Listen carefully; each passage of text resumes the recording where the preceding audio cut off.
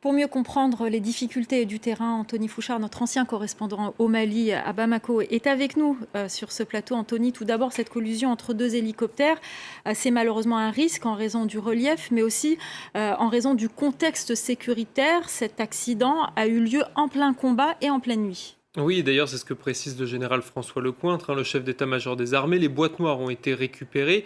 Une enquête est en cours, donc on en saura plus dans les semaines qui viennent sur les circonstances exactes de l'accident.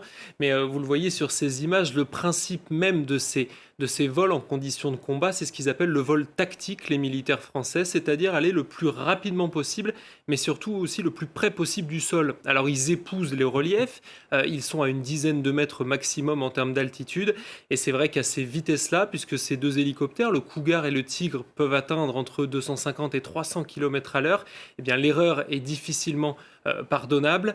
Et voilà, c'est le but de ce vol à très basse altitude, c'est surtout de surprendre l'ennemi, c'est-à-dire pour illustrer, quand l'hélicoptère arrive, eh bien l'ennemi n'a même pas le temps d'épauler qu'on l'a déjà dépassé. Voilà un petit peu comment ça se caractérise. Là, vous avez ces images de jour, il faut imaginer ça de nuit, en situation de combat, vous l'avez dit.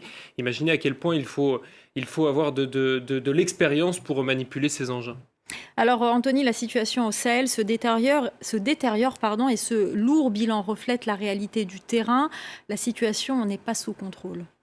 Non, elle n'est pas sous contrôle, mais cette zone du Liptako-Gourma, cette frontière Mali-Niger, avait été une des priorités de l'armée française, de Barkhane, donc sur globalement tout le courant de l'année 2017, et ça avait plutôt bien marché. Ils s'étaient alliés à une milice locale, le MSA, et ils avaient réussi globalement à apaiser cette zone, même si au final ils n'avaient fait que repousser le problème ailleurs. Ils s'étaient déplacés ensuite, donc ça c'est ces derniers mois, au centre du Mali, là où la situation s'est également dégradée.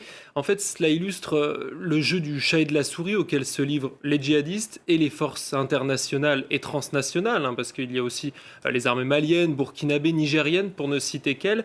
Le problème, c'est que les terroristes, ils ont toujours soit un coup d'avance, soit en tout cas un avantage majeur qui est celui de la mobilité. Si vous prenez l'exemple de l'attaque d'Indeliman, donc c'est à 20 km de là où est lieu le crash, c'était tout début novembre. Plus d'une centaine de djihadistes, une centaine de motos qui arrivent comme ça et qui submergent un camp de l'armée malienne. 49 soldats au moins sont décédés dans cette attaque. Et On en voit la carte. voilà exactement.